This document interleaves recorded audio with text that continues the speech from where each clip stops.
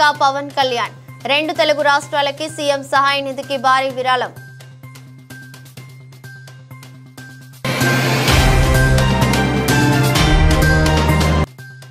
నేడు మాజీ రాష్ట్రపతి సర్వేపల్లి రాధాకృష్ణన్ జయంతి. చిత్రపటానికి పూలమాలలు వేసి నివాళులర్పించిన ఉపాధ్యాయులు.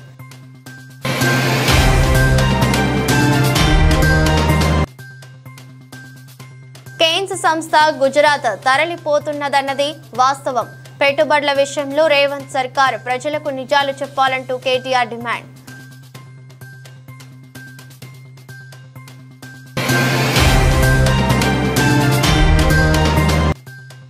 ఖమ్మం వరద బాధితులకు సరుకులు పంపిణీ వాహనాలను ప్రారంభించిన మాజీ మంత్రి ఎమ్మెల్యే హరీష్ రావు. సాయం చేయడంలో ప్రభుత్వం పూర్తిగా విఫలమైందని స్పష్టం.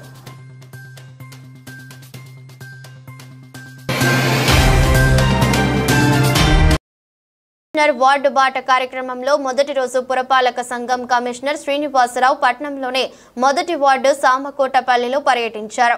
ప్రజల వద్దకే సమస్యల పరిష్కార వేదిక నిర్వహించారు. ఈ సందర్భంగా మాట్లాడుతూ రాష్ట్ర ముఖ్యమంత్రి, జిల్లా కలెక్టర్, కడాపిడి తదితర అధికారులు నిర్వహించే సమస్యల పరిష్కార వేదిక కార్యక్రమానికి ప్రజల నుండి పెద్ద ఎత్తున వస్తున్న వినతులను చూసి వాటిలో చిన్న చిన్న సమస్యలను అక్కడికక్కడే పరిష్కరించాలన్న ఉద్దేశంతో కార్యక్రమాన్ని ప్రారంభించారు. ఈ కార్యక్రమంలో పురపాలక సంఘం రాజ్ కుమార్, రాష్ట్ర ప్రచార కార్యదర్శి గోపీనాథ్, వ్యవసాయ మార్కెటింగ్ కమిటీ మాజీ అధ్యక్షులు సత్యేంద్ర శేఖర్, స్థానిక ఎన్డీఏ కూటమి నాయకులు పాల్గొన్నారు. మరియు ఇక్కడికి వచ్చిన లబ్ధిదారులందరూ కూడా నమస్కారం. నేను వార్డు పర్యటన కమిషనర్ వార్డు పర్యటన అని 25 వార్డులకి షెడ్యూల్ ఇచ్చి కుప్పం పురపాలక సంఘ పరిధిలో గౌరవ ముఖ్యమంత్రి వర్యులు, పెద్దలు, పూజ్యులు, మాన్యశ్రీ రాష్ట్ర ముఖ్యమంత్రి వర్యులు శ్రీయుత నారా చంద్రబాబు నాయుడు గారి ఆదేశాలు మరియు గౌరవ ఎమ్మెల్సీ కంచర్ శ్రీకాంత్ గారి ఆదేశాలు, సూచనలు మేరకు, మా గౌరవ ప్రజాప్రతినిధుల సూచనల మేరకు చిన్న చిన్న సమస్యలు, పెన్షన్లు, నీళ్లు, లైట్లు, ఇట్లాంటి చిన్న చిన్న సమస్యలు మేజర్ కాకుండా ఇవన్నీ పరిష్కారం చేద్దామని వచ్చాను. ఈరోజు మొదలు పెడితే నేను ఊహించింది ఒకటి, పెద్ద సమస్యలేమి ఉండవు అని వస్తే ఇక్కడికి చాలా చిన్న చిన్న కారణాలతో పెన్షన్లు ఇప్పటికి 3 అర్జీలు పరిశీలిస్తే చాలా బాధాకరం. ఆ 3 కూడా ఒకరిల్లు పొరపాటున ఒక తల్లి మీద పడి ఆ తల్లికి 3 సంవత్సరాలు పెన్షన్ రాలేదు, ఒక ఇష్యూ. ఇంకొక ఆమె ఒకే కార్డులో 8 మంది సభ్యులు పెట్టుకొని తెలియక ఆ 3 కొడుకుల ఇళ్ళు ఒకే ఆ తల్లి పేరు మీద పడి ఒక పెన్షను. ఈ విధంగా గత 3 సంవత్సరాల బట్టి వాళ్ళకి ఆ చిన్న చిన్న విషయాలు వాళ్ళకి తెలియ చెప్పక కలెక్టర్ గారు, కమిషనర్ గారు, గౌరవ ముఖ్యమంత్రి గారు వచ్చేటప్పుడు అర్జీలు ఇస్తూ తిరుగుతున్నారు. కేవలం 3 అర్జీలు పరిశీలిస్తే 2 ఇలా తెలియదు. చాలా చాలా బాధాకరం. ఆ 2 ఇక్కడే సిస్టంలో ఆ తల్లి పేరు మీద ఉండే పొరపాటును బట్టి తీసేసి ఎవరో దొరయ్య పేరు మీద పక్కింటి వాళ్ళ పడి తీసివేశాను ఇప్పుడే స్పాట్లో. వాళ్ళకి నెక్స్ట్ గౌరవ ముఖ్యమంత్రి గారు ఆప్షన్ ఇవ్వబోతున్నారు వచ్చే నెలలో. ఆ పెన్షన్ సబ్మిట్ చేసి ఆ తల్లికి నెక్స్ట్ వచ్చే అవకాశం ఉన్నది. ఇంకొక ఆమె పొరపాటున 100 స్క్వేర్ ఫీట్లు ఎక్కువ ఉన్నాయి, 3 బిడ్డలు, 3 ఇళ్ళు, ఎవరు బతుకు కూలీనాలు తీసుకొని బతుకుతున్నారు. అలాంటి వాళ్ళ కాన్సెప్ట్ అర్థం చేసుకోవాలి కానీ చాదస్తం పెట్టుకోకూడదు చట్టంలో. అవన్నీ కూడా తీసివేశాను. ఇలాంటి సమస్యలన్నీ సాయంత్రం ఏ టైం అయినా ఇక్కడే కూర్చొని ఈ పేద వర్గాలకి కనీసం ఆ సమస్య మీకు ఎందుకు రాలేదు కూడా వాళ్ళకి తెలియదు. నేను వాళ్ళకి ఒక్కొక్క అర్జీ పరిశీలించి తన పదవిని బాధ్యతగా భావించి ప్రజా సమస్యలను చట్టసభల్లో లేవనెత్తి వాటి పరిష్కారానికి కృషి చేస్తానని తెలంగాణ జనసమితి రాష్ట్ర వ్యవస్థాపక అధ్యక్షుడు ఎమ్మెల్సీ ప్రో కోదండరాం అన్నారు. టీజేఎస్ గ్రేటర్ హైదరాబాద్ కమిటీ అధ్యక్షుడు ఎం నర్సయ్య ఆధ్వర్యంలో త్యాగరాయి గాన సభలో కోదండరాంకు ఆత్మీయ పౌర సన్మాన సభను నిర్వహించారు. ఈ సందర్భంగా కోదండరాం మాట్లాడుతూ రాష్ట్రాభివృద్ధి కోసం అన్ని వర్గాలు, సమూహాలు, ఉద్యమకారులు, సంఘాలతో కలిసి ఎప్పటిలాగే పనిచేస్తానన్నారు.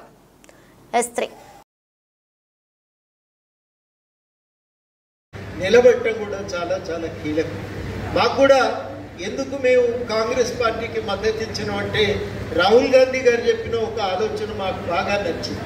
ఒక మాట ఏమన్నామంటే రాష్ట్రంలో నిరంకుశ పాలన అంతం కావాలి, దానికోసం అందరూ కూడా కలిసి పనిచేయవలసి ఉంటుంది అని అడిగితే ఆయన ఏమన్నాడంటే నిరంకుశ పాలన ఎట్లా పోతుందండి, ఎన్నికల్లో ఒకరిని ఓడగొట్టి ఇంకొకరిని గెలిచినంత మాత్రాన మార్పు రాదు, అది ఒక మెట్టు మాత్రమే.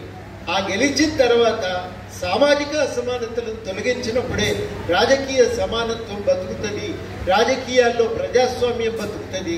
ఆ కృషి మనం చేయవలసి ఉంటుంది. ఈ మధ్యన పార్లమెంట్లో కూడా ఆ మాట ఆయన లేవనెత్తారు. ఇది మనందరి ముందు ఉన్నటువంటి కర్తవ్యం.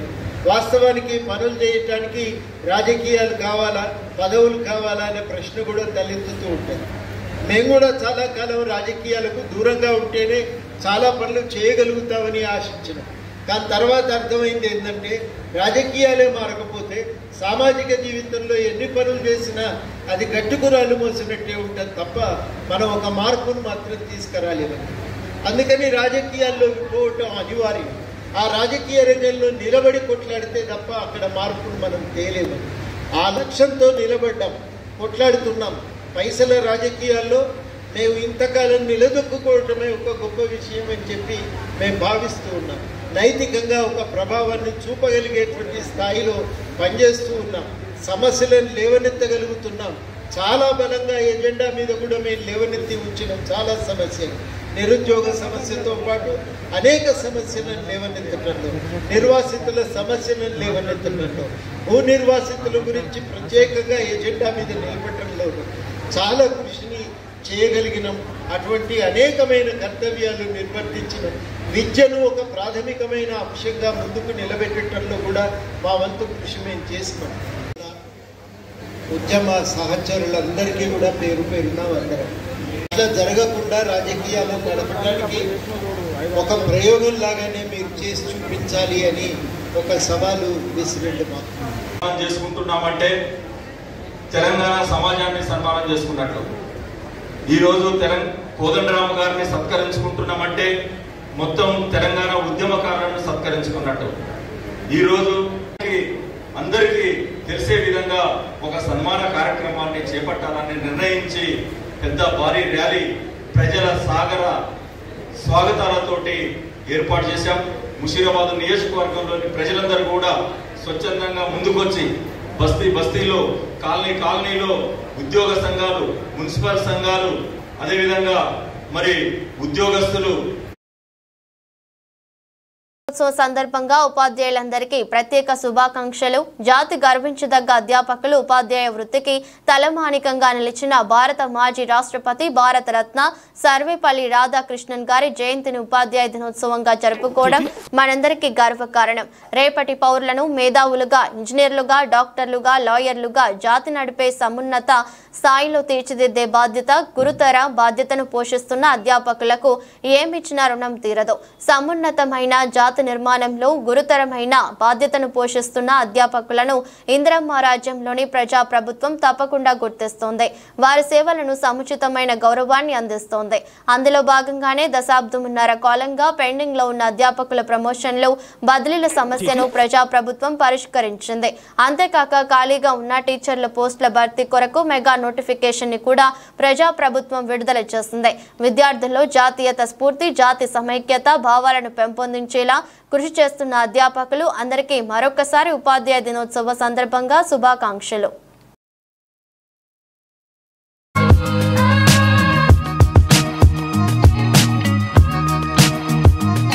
బాధితులకు పవన్ 6 కోట్ల విరాళం. ఆంధ్రప్రదేశ్, తెలంగాణ వరద బాధితులను ఆదుకునేందుకు ఉప ముఖ్యమంత్రి పవన్ కళ్యాణ్ 1 కోటి వంతున విరాళం ప్రకటించారు. అంతేకాకుండా వరద తాకిడికి గురి అయిన 400 గ్రామ పంచాయతీలకు 1 లక్ష వంతున 4 కోట్లు ప్రకటించారు. మొత్తం 6 కోట్లు అందిస్తున్నానని తెలిపారు. ఒక 8 కేజీల ఫుడ్ ప్యాకెట్ని ఎట్లాగా అది వాళ్ళకి అందజేస్తుంది అనేది ఆల్మోస్ట్ మోకాళ్ళు నడుము లోతు నీళ్ళల్లో ఆ డ్రోన్ ఎలా పనిచేస్తున్నాయి అనేది జస్ట్ చూపించడానికి. ఇది మేము వచ్చి 100 రోజులు కూడా చాలా ఛాలెంజెస్ మధ్యలో, ఆర్థికమైన ఇబ్బందులుండి, ఇలాంటి పరిస్థితుల్లో చాలా సమర్థవంతంగా రాష్ట్ర ప్రభుత్వం, అధికార యంత్రాంగం పనిచేయడానికి ఇది చాలా బలమైన తార్కాణం. అది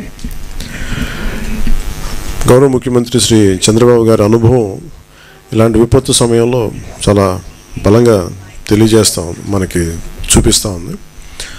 అలాగే 2014-19లో కూడా ఆయన ముఖ్యమంత్రిగా ఉన్నప్పుడు హుద్ తుఫాన్ డిజాస్టర్ మేనేజ్మెంట్ కూడా ఎంత బాగా చేశారో ఇవ్వడం జరిగింది.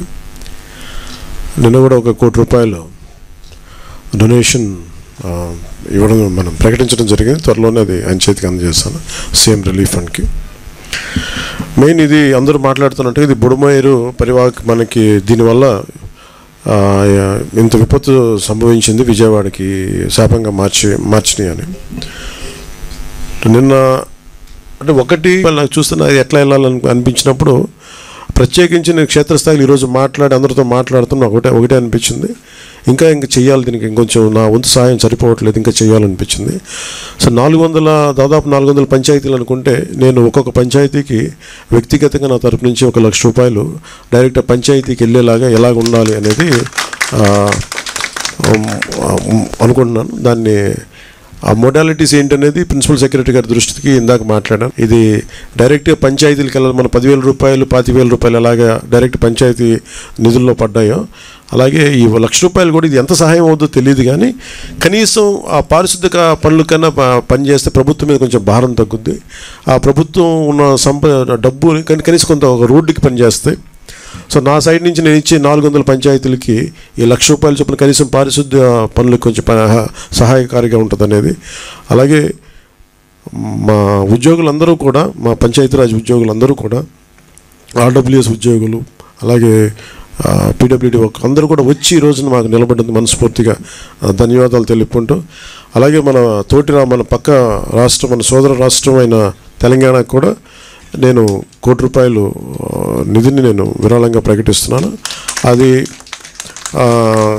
తెలంగాణ ముఖ్యమంత్రిగా మన గౌరవ ముఖ్యమంత్రి శ్రీ రేవంత్ రెడ్డి గారికి నేనే స్వయంగా అందజేస్తాను. ఎందుకంటే ఇది కష్టాలు వచ్చినప్పుడు మనందరం ఒకరికొకరు చేదోడు వాదోడుకుంటాం. ఇది తిట్టుకునే సమయం కాదు. అలాగే వైసీపీ నాయకులు కూడా నా విజ్ఞాపన ఏంటంటే, మీరు కూడా మీ జేబులోంచి డబ్బులు తీసి, మాటలు కాకుండా డబ్బులు కూడా కొంచెం విసిరి,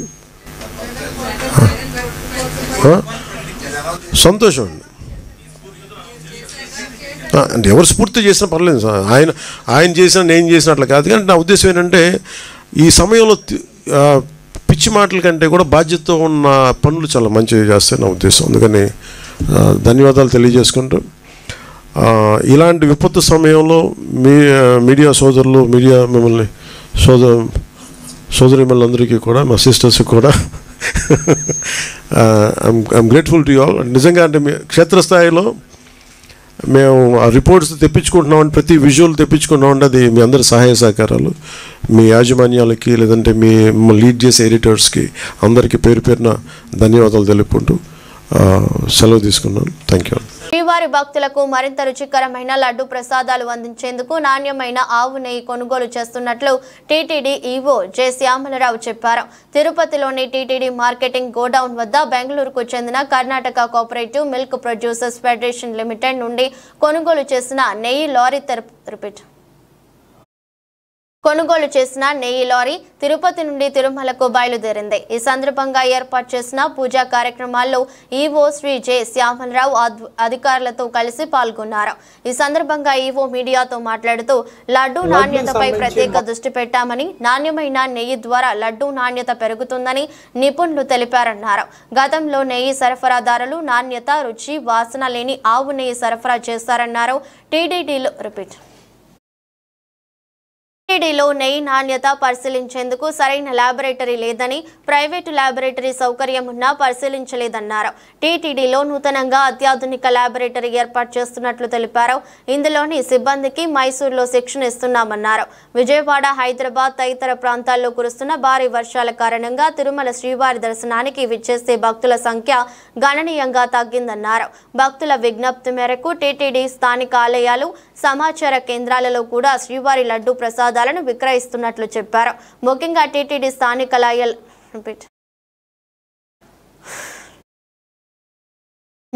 టీటీడీ స్థానికాలయాలైన తిరుచానూరు శ్రీ పద్మావతి అమ్మవారి ఆలయం, తిరుపతిలోని కోదండరామ స్వామివారి ఆలయం, గోవిందరాజ స్వామివారి ఆలయం, శ్రీనివాస మంగాపురం కళ్యాణ వెంకటేశ్వర స్వామివారి ఆలయం, అప్పలాయగుంట శ్రీ ప్రసన్న వెంకటేశ్వర స్వామివారి ఆలయం, ఒంటిమిట్ట శ్రీ గోదండరామ స్వామివారి ఆలయం, దేవుని కడప, హైదరాబాద్లోని హిమాయత్ నగర్, జూబ్లీహిల్స్, అమరావతి, విజయవాడ, రాజమండ్రి, పిఠాపురం, విశాఖపట్నం, రంపచోడవరం, చెన్నైలోని శ్రీవారి ఆలయాలలో బెంగళూరు, వేలూరులోని సమాచార కేంద్రాల్లో సెప్టెంబర్ 2వ తేదీ 50,000, సెప్టెంబర్ 3వ తేదీ 13,000, సెప్టెంబర్ 4వ తేదీ 9,500 లడ్డూలు విక్రయించినట్లు ఈవో తెలిపారు. కావున భక్తులు టీటీడీ స్థానిక ఆలయాలు, సమాచార కేంద్రాలలో కూడా శ్రీవారి లడ్డు ప్రసాదాలు పొందవచ్చని చెప్పారు.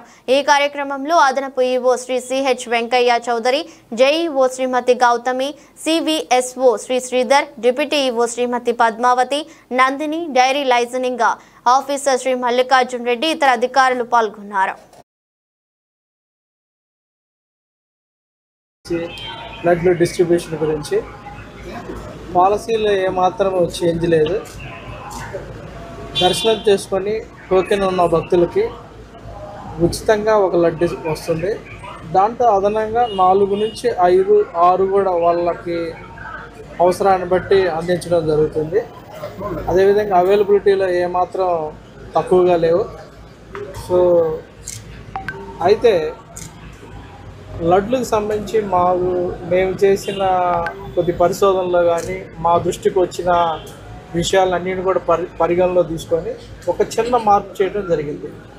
దాని ప్రకారం చాలామంది దర్శనం లేకుండా కేవలం లడ్లు మాత్రమే కొనుక్కొని మధ్యవర్తులుగా, దళారులుగా మార్కెట్లో సేల్ చేయడం జరుగుతుంది. దానివల్ల బ్లాక్ మార్కెట్ డెవలప్ అయ్యడం ఈ మధ్యకాలంలో జరిగింది. మేము ఈరోజు విజిట్ చేసినప్పుడే మేము మెట్లెక్కుతుంటేనే ఒక వ్యక్తి 3 బ్యాగుల్లో తీసుకెళ్తాడు. అసలుకే వడలు చాలా తక్కువగా ఉంటే దర్శనం చేసుకున్నాడంటే దర్శనం చేసుకోలేదు ఆమె. సో ఇవన్నిటిని మేము ఆల్రెడీ ఈరోజు చూడంగా మాకు ఆ దృష్టికి వచ్చింది. ఆల్రెడీ మా దృష్టికి చాలాసార్లు ఇది వచ్చిన తర్వాత అన్ని తీసుకొని దర్శనం లేని వాళ్ళకి దర్శనం చేసుకోకుండా కేవలం లడ్లు మాత్రమే కొనుక్కొని మార్కెట్లో విక్రయించే వాళ్ళకి మాత్రం ఆధార్ తీసుకొని 2 లడ్లు మాత్రం విక్రయించడం జరుగుతుంది.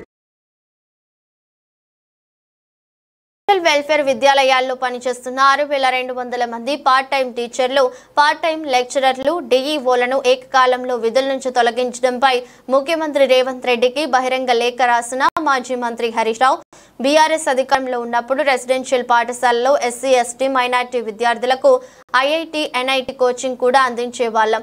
ఫలితంగా వేల మంది విద్యార్థులకు ఉన్నత విద్యాలయాల్లో ప్రవేశాలు లభించాయి. కానీ కాంగ్రెస్ ప్రభుత్వం గురుకులాలలో ఐఐటి కోచింగ్ ఇచ్చే గురువులను తొలగించారు. దీనివల్ల విద్యార్థులకు తీరని నష్టం జరుగుతుందని వెంటనే రెసిడెన్షియల్ స్కూళ్లలో ఐఐటి, ఎన్ఐటి కోచింగ్ ను పునరుద్ధరించాలని డిమాండ్ చేస్తున్నాం. తొలగించిన పార్ట్ టైం లెక్చరర్లు, టీచర్లు, డిఈఓలను వెంటనే విధుల్లోకి తీసుకోవాలని డిమాండ్ చేస్తున్నాం. 3 నెలలుగా పెండింగ్ లో ఉన్న వారి జీతాలను వెంటనే చెల్లించాలని కోరుతున్నాం. మాకు ఎలా ఇక్కడ వర్క్ చేస్తున్నాం. మా గట్టు స్కూల్ అనేది వెనకబడిన ఊరండి. అక్కడికి ఎవరు కూడా గవర్నమెంట్ టీచర్స్ ఇప్పటిదాకా రాలేదు. వచ్చిన వాళ్ళు కూడా వాళ్ళ డిస్టెన్స్, వాళ్ళు దూరం నుంచి వస్తున్నారు కాబట్టి కుటుంబాలను వదిలేసుకొని రాలేక వాళ్ళు మళ్ళీ కూడా తిరిగి వెళ్ళారు. అలాంటి సమయంలో మేము వెళ్ళి విధులు నిర్వర్తించడం వల్ల అక్కడ ఉన్న స్టూడెంట్స్ కి చదువు పరంగా కానీ ఎలాంటి ఆరోగ్య పరిస్థితులు కానీ ప్రతిదీ మేము చూసుకున్నాం. మాకు ఎలాంటి నోటిఫికేషన్ లేకుండా ఈరోజు ఉదయమే ఉన్న పలంగా పార్ట్ టైం టీచర్స్ వెళ్ళిపోవాలన్నారు. 6,000 మంది కుటుంబాలు రోడ్డులు పడ్డాయి. మా అందరికి న్యాయం జరగాలి కాబట్టి విధుల్లోకి తీసుకోవాలని కోరుకుంటున్నాం. కేవలము సాంఘిక సంక్షేమ గురుకుల పాఠశాల ఉన్నటువంటి తాత్కాలిక ఉద్యోగులను తొలగించడం గత 10 సంవత్సరాల సొసైటీకే మా జీవితాన్ని అంకితం చేయడం జరిగింది. మొన్న ఉద్యోగాలు కల్పించడం జరిగింది. అందులో మేము పనిచేస్తున్నటువంటి సబ్జెక్టులో ఏ టీచర్ కూడా రాలేదు. అందులో ఆ ఖాళీ ఉన్నటువంటి ప్లేసుల్లో మాత్రమే మేము పనిచేస్తున్నాం. కాబట్టి మళ్ళీ విధుల్లో తీసుకొని మాకు న్యాయం చేయగలరు. ఒకవేళ లేదంటే మా పిల్లలు, మా కుటుంబాలు రోడ్ల పడే పరిస్థితి వస్తుంది.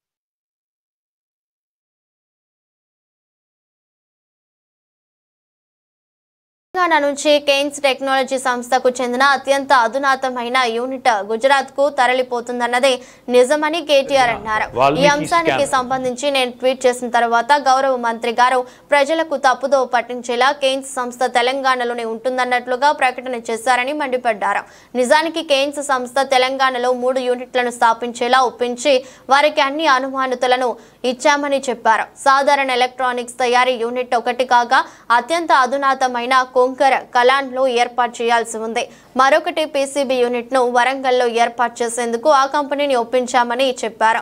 వీటిలో కొంగర్ కలాన్లో ఏర్పాటు చేయాల్సిన OSAT గుజరాత్కు తరలిపోయిందని, ఇక వరంగల్లో ఏర్పాటు చేయాల్సిన పీసీబీ యూనిట్పై స్పష్టత లేకుండా పోయిందన్నారు. ప్రస్తుతం కేన్స్ సంస్థ సాధారణ ఎలక్ట్రానిక్స్ తయారీ యూనిట్ను మాత్రమే కొంగర్ కలాన్లో ఏర్పాటు చేయనుందన్నారు. కాంగ్రెస్ చేతగాని సమర్థ గందరగోళ నిర్ణయాలతో పెట్టుబడిదారుల్లో అయోమయం నెలకొందన్నారు. ఇకనైనా కేన్స్ సంస్థ పెట్టుబడుల విషయంలో ప్రజలకు నిజాలు చెప్పాలంటూ కేటీఆర్ డిమాండ్ చేశారు.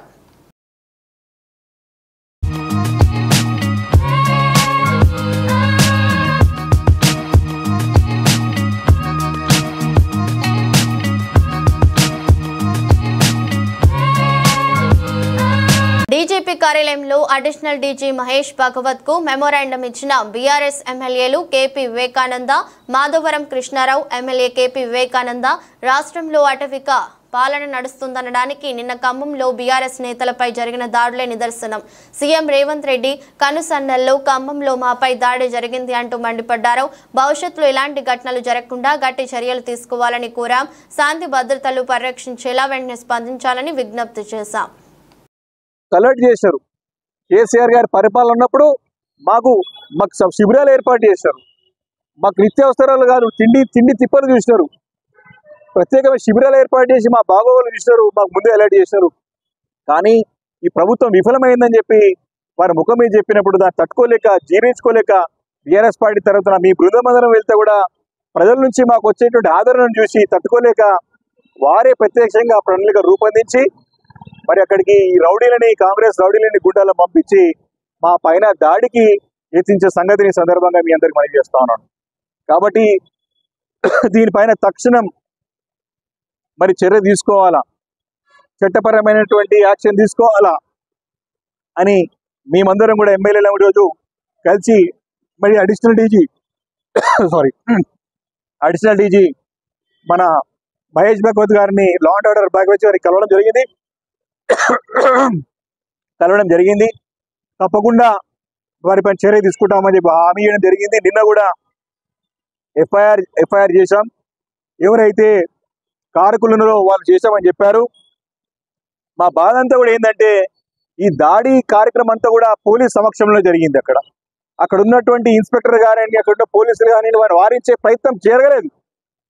అంటే ఇది ఏమని అనుమానం వస్తుంది? ఇది మొదటిసారి కాదు. ఇదే ఒక హరీష్ రావు గారి ఇంటి పైన, సిద్దిపేటలో వారి ఇంటి పైన ఇదే కాంగ్రెస్ పార్టీ గుండాన్ని ఉసగొల్పి ముఖ్యమంత్రి గారి కార్యాలయం నుంచే ప్రణాళికలు రూపొందించి వారి ఇంటి పైన దాడి చేసే ప్రయత్నం చేశారు. రెండోసారి కూడా వారి యొక్క ఇంటికి వెళ్ళి మరి పెద్ద ఎత్తున ఇబ్బంది పెట్టే ప్రయత్నం జరిగితే, పెద్ద ఎత్తున ప్రతిఘటిస్తే మళ్ళీ అది కూడా మరి ప్రజల దృష్టికి వచ్చే సంగతి మనం చేస్తున్నాం. ఇది మూడోసారి.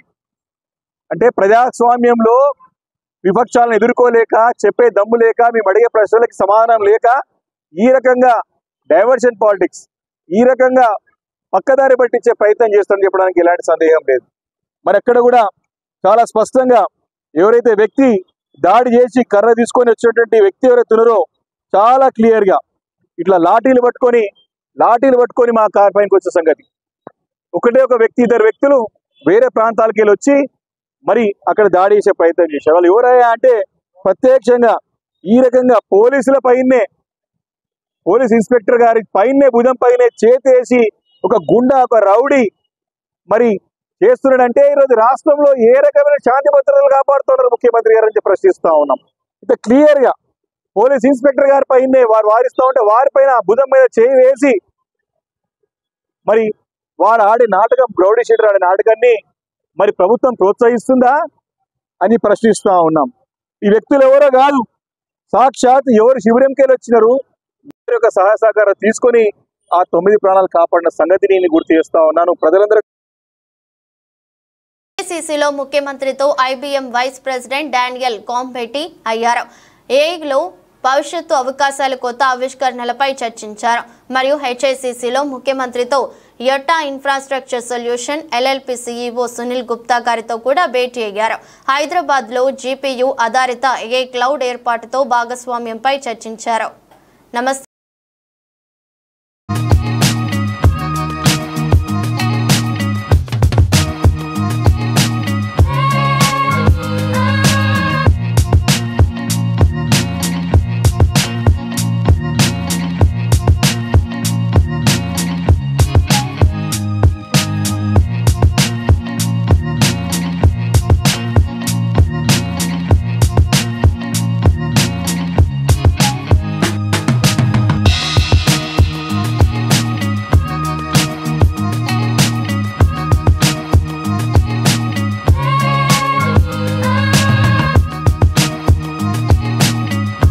మాజీ రాష్ట్రపతి సర్వేపల్లి రాధాకృష్ణన్ జయంతిని పురస్కరించుకొని నిర్వహించుకునే ఉపాధ్యాయ దినోత్సవం సందర్భంగా గాంధీ భవన్లో సర్వేపల్లి చిత్రపటానికి పూలమాలలు వేసి ఉపాధ్యాయ దినోత్సవం ఘనంగా జరుపుకున్నారు. తల్లిదండ్రులు మనకు జన్మనిస్తే భవిష్యత్తును ఇచ్చేది గురువేనని ఈ సందర్భంగా కొనియాడారు. మనకు విద్యాబుద్ధులు నేర్పించి అజ్ఞానపు చీకట్లను తొలగించిన గురువులను స్మరించుకునే శుభదినమని పేర్కొన్నారు.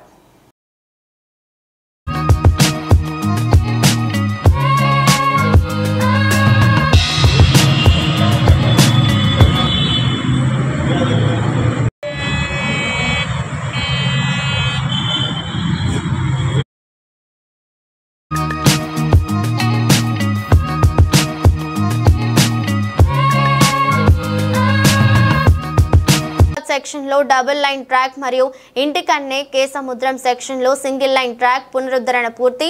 ఇంటికన్నే కే సముద్రం సెక్షన్ లోని మరో లైన్ పునరుద్ధరణ పనులు తుది దశలో ఉన్నవి మరియు రాత్రికి పూర్తయ్యే అవకాశం. రైలు కార్యకలాపాలను పునఃప్రారంభించడానికి యుద్ధ ప్రాతిపదికన ట్రాక్ పునరుద్ధరణ పనులు చేపట్టారు. ట్రాక్ పునరుద్ధరించబడిన తరువాత గోల్కొండ ఎక్స్ప్రెస్ 2 గంటల 30 నిమిషాలకు ట్రాక్లను దాటిన మొదటి ప్యాసింజర్ రైలు. ట్రాక్లను పునరుద్ధరించడానికి 30,000 క్యూబిక్ మీటర్ల మట్టి, 5,000 క్యూబిక్ మీటర్ల బ్యాలెస్ట్ మరియు 6,000 క్యూబిక్ మీటర్ల కన్సాలిడేషన్ ప్రత్యేక మట్టిని ఉపయోగిస్తారు. భారీ వర్షాలు మరియు ఎగువ ప్రవాహంలోని ట్యాంకుల నుండి వరద నీరు భారీగా విడుదలవుతుండటంతో ఇంటికన్నే కే సముద్రం మరియు తాడ్లపూసపల్లి మహబూబాబాద్ మధ్య సెక్షన్లలో 15 ప్రాంతాల్లో రైల్వే ట్రాక్లు దెబ్బతిన్నాయి. తాడ్లపూసపల్లి మహబూబాబాద్ సెక్షన్ మధ్య 8 చోట్ల మరియు ఇంటికన్నే కే సముద్రం సెక్షన్ మధ్య 7 ప్రదేశాలలో ట్రాక్లు దెబ్బతిన్నాయి. ఈ ట్రాక్ల పునరుద్ధరణ కోసం మొత్తం 30,000 క్యూ మీటర్ల మట్టి, 5,000 క్యూసెక్ల మీటర్ల బ్యాలెస్ట్ మరియు 6,000 క్యూ మీటర్ల కన్సాలిడేషన్ ప్రత్యేక మట్టిని ఉపయోగించారు. ఇంటికన్నే కే సముద్రం మరియు తాడ్లపూసపల్లి మహబూబాబాద్ మధ్య ట్రాక్ పునరుద్ధరణ పనులు యుద్ధ ప్రాతిపదికన చేపట్టి ట్రాక్ను త్వరగా పునరుద్ధరించేందుకు 24/7 నిరంతరంగా పనులు చేపట్టారు. రైలు number 12296 SMVT Bengaluru Danapur Sanghamitra express ఖాళీ రేక్ను కే సముద్రం నుండి మహబూబాబాద్ వరకు పునరుద్ధరించబడిన ట్రాక్ భాగంపై నడిపారు మరియు రైలు రాకపోకలకు ఈ లైన్ సరిపోతుందని ప్రకటించబడింది. ఒక వర్షాకాలం ప్రత్యేక రైలు 12 హిటాచీలు, 6 జేసీబీలు, 10 ట్రాక్టర్లు, 20 టిప్పర్లు, ఒక